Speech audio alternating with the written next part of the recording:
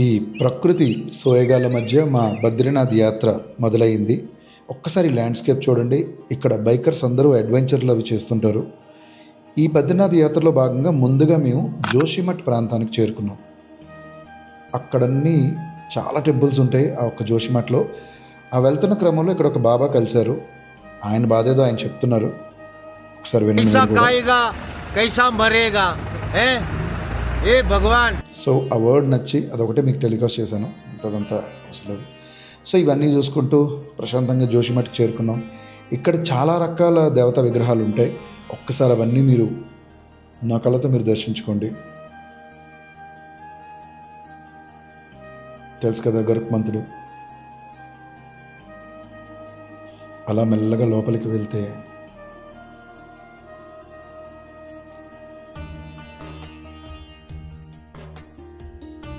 ఇక్కడ చూస్తే మీకు విగ్రహాలు ఉంటాయి. సో బద్రీనాథ్ క్లోజ్లో ఉన్నప్పుడు చాలామంది వచ్చి ఇక్కడికి దర్శనం చేసుకుంటారు. ఆ విగ్రహ రూపాలు ఇవి. ఒక్కసారి ఆ మూర్తులను దర్శనం చేసుకొని దండం పెట్టుకోండి మనసారా.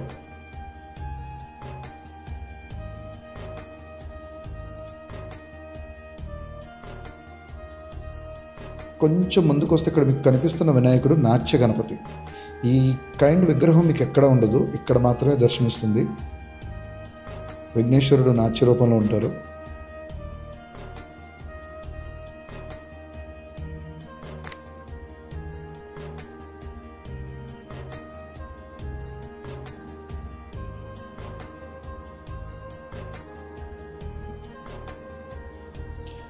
అలా ముందుకొస్తే కాళీమాత అమ్మవారి విగ్రహం ఇది.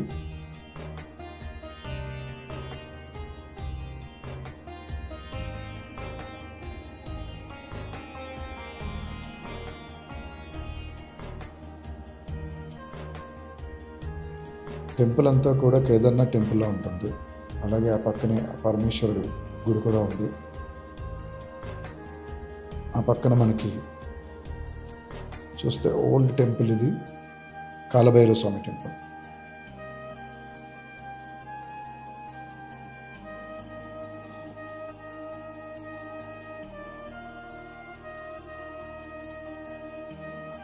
మీరు ఇక్కడ గుళ్ళన్నీ అబ్జర్వ్ చేస్తే మ్యాక్సిమం అన్ని గుళ్ళు కేదార్నాథ్ గుండెలపోలే ఉంటాయి, అక్కడ దగ్గరగా ఉంటాయి అన్నీ కూడా. అలాగే ఇక్కడ మీకు కనిపిస్తున్న విగ్రహాలన్నీ నవదుర్గలు. ఒకసారి అన్ని విగ్రహాలను ఒక్కసారి దర్శనం చేసుకోండి. అమ్మవార్లు నవదుర్గలు ఇవన్నీ.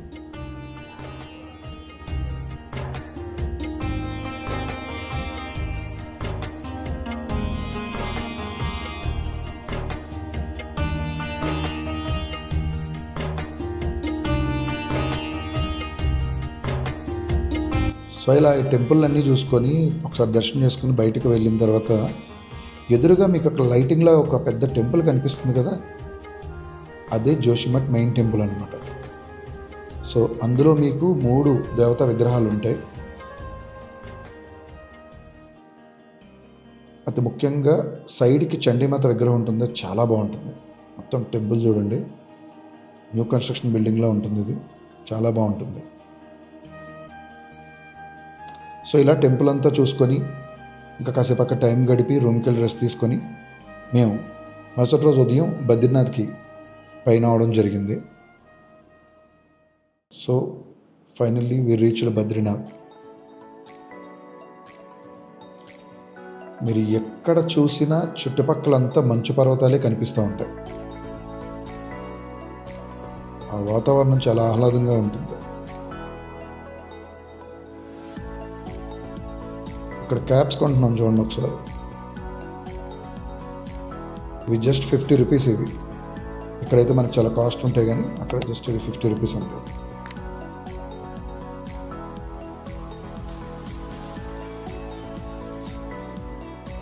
సాధారణంగా మిగతా ప్లేసుల్లాగా ఇక్కడ ఎక్కువ లెంత్ ఉండదు, జస్ట్ వాక్ చేసేసుకోవచ్చు. ఒక ½ కిలోమీటర్ డిస్టెన్స్ అంతే ఉంటుంది. అక్కడ కూడా మనకి షాపింగ్ ఏరియా చూడండి, బాదం పాలు, ఎక్కడ చూసినా ఈ షాప్స్ ఎక్కువ ఉంటాయి మీకు. సో ఇలా షాపింగ్ ఏరియా అంతా చూసుకుంటూ ముందుకెళ్ళిపోతే చాలు, జస్ట్ ఒక ½ km అంతే. హార్డ్లీ ఎక్కువ డిస్టెన్స్ అయితే ఉండదు, కానీ చలి మాత్రం చాలా ఎక్కువ ఉంటుంది అక్కడ కూడా.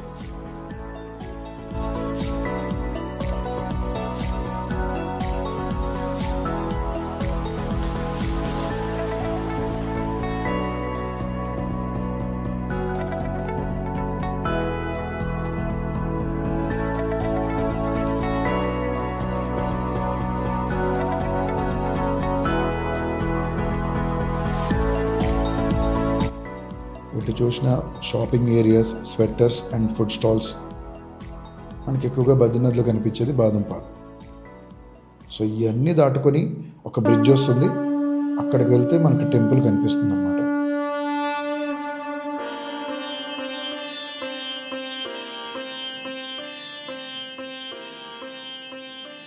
సో ఇలా మనం మెల్లగా ఈ బ్రిడ్జ్ దాటితే ఆ ఎదురుగా మనకి బద్రీనాథ్ క్షేత్రం దర్శనమిస్తుంది. అక్కడ మీకు జనాలు కనిపిస్తున్నారు కదా, అదంతా బ్రహ్మకపాలం. ఇదంతా అలకనందా నది.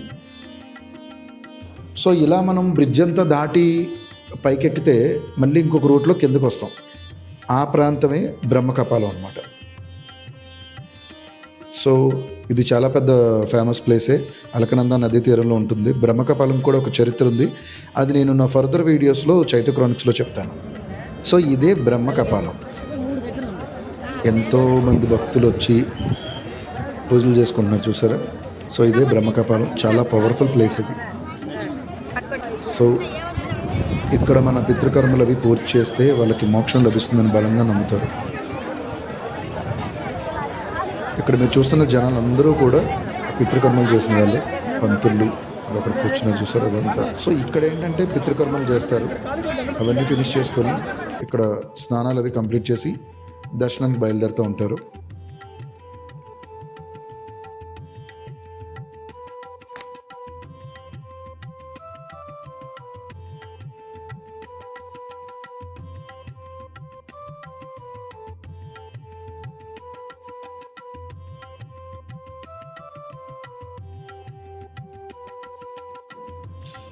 ఈ లెఫ్ట్లో మీరు చూస్తున్న ఆయన తెలుగు పండితుడైన.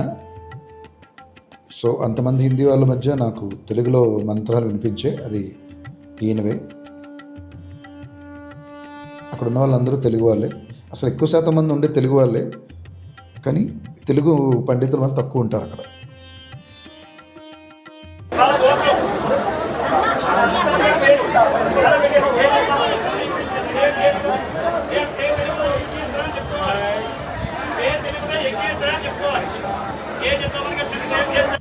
సో ఇలా చూసుకుంటూ ముందుకెళ్తే హాట్ వాటర్ వచ్చేది ఉంటుంది ఇక్కడ. సో అక్కడికి వెళ్ళి నేను స్నానం చేయడం జరిగింది.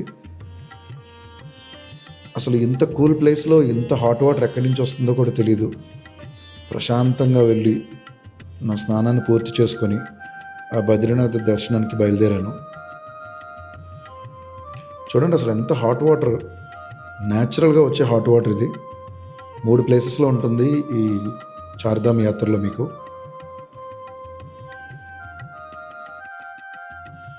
సో అలా స్నానం చేసి నా వంతుగా అంటే యాక్చువల్గా తండ్రి బతుకుంటే పితృకర్మలు చేయకూడదని అన్నారు, అందుకే మేము స్వయంపాక దానం ఇవ్వడం జరుగుతుంది పంతులు గారికి.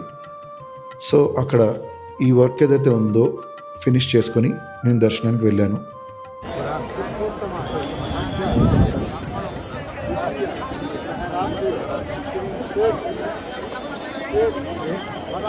కానీ ఇక్కడ ఇది చాలా మంచి ప్రాసెస్. 7 తరాలకి వీళ్ళు పూజ చేయిస్తారు పితృకర్మలవి.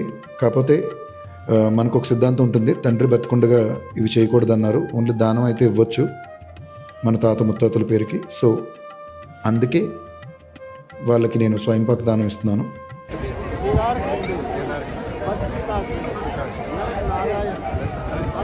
కానీ జీవితంలో ఎవరైనా సరే ఇక్కడ బ్రహ్మకపాలకి మాత్రం రావాల్సిందే. ఇక్కడ మాత్రం ఇదొక అద్భుతమైన ప్రదేశం.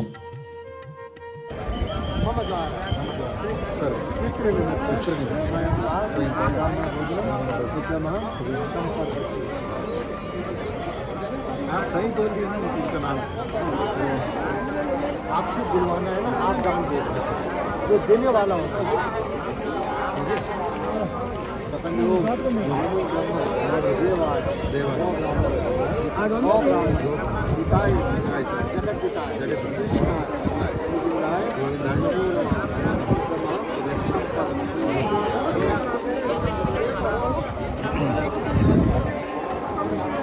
సో ఇదే బద్రీనాథ్ మందిరం. చాలా అందమైనటువంటి టెంపుల్ ఇది. చాలాసేపు నేను ఆ టెంపుల్ని అలా చూస్తూ ఉండిపోయాను. ఇదంతా దర్శనంకి వెళ్ళే భక్తులు ఎంట్రన్స్ అన్నమాట అది. సో మనం వెళ్ళాలనుకున్నా కూడా అలాగే వెళ్ళాలి. ఇది టెంపుల్లో మెయిన్ ఏంటంటే గోపురం, ఆ స్వామివారి గర్భగుడి పైన ఉండే గోపురం. అక్కడ ఉన్న పండితుడు జెండా మారుస్తున్నాడు.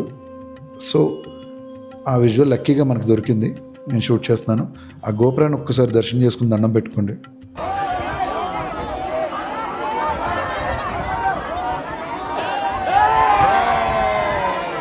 టెంపుల్ లోపలంతా మీకు ఇలా ఉంటుంది. అదొక ఎంట్రన్స్ నుంచి వస్తే అలా వస్తారు చుట్టూ తిరిగి. సో చూసారు కదా మొత్తం ఇదంతా టెంపుల్ లోపల. ఇక్కడ ఎక్కువ వీడియో తీయకూడదు, అందుకే మీకు చాలా తక్కువ వీడియో ఇస్తున్నాను. సో ఇదంతా టెంపుల్ లోపల బాగా ఉంది. ఇలా ఫినిష్ చేసుకొని దర్శనం చేసుకొని బయటకు వెళ్ళడం జరిగింది.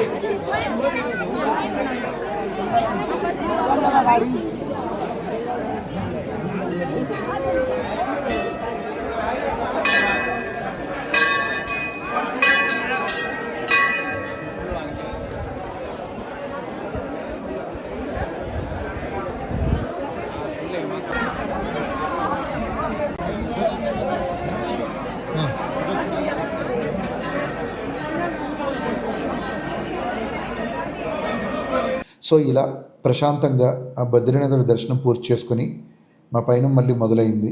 ఒకసారి ఆ టెంపుల్ చూడండి, ఇక్కడి నుంచి చూస్తుంటే అసలు ఎంత బ్యూటిఫుల్గా ఉందంటే నిజంగా టెంపుల్ లోపల కానీ ఆ చుట్టుపక్కల కానీ చాలా బాగుంటుంది. మొత్తం ఆర్మీ వాళ్ళ కంట్రోల్ ఉంటుంది టెంపుల్ అంతా కూడా.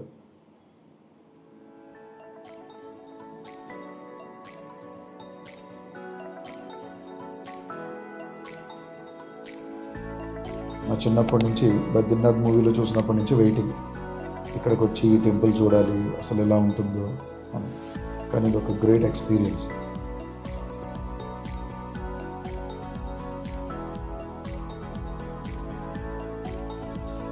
సో ఇక్కడితో మన చార్ధామ్ యాత్ర అయితే పూర్తయింది. కానీ ఇక్కడ మేము చూసిన ఇంకొన్ని బెస్ట్ టెంపుల్స్ అయితే ఉన్నాయి, వాటి వీడియోస్ మీకు ముందు ఇంకా రాబోతున్నాయి. Just wait and watch. So మళ్ళీ షాపింగ్ ఏరియాలో అడుగుపెట్టాం. ఇవన్నీ చూసుకుంటూ మధ్యలో ఒక బాదం పాలు తీసుకొని ప్రశాంతంగా మనం బ్యాక్ టు రూమ్స్. ఇక్కడి నుంచి ఇంకొక ప్లేస్కి కూడా వెళ్ళాము, ఆ వీడియో మీకు నెక్స్ట్ రాబోతుంది.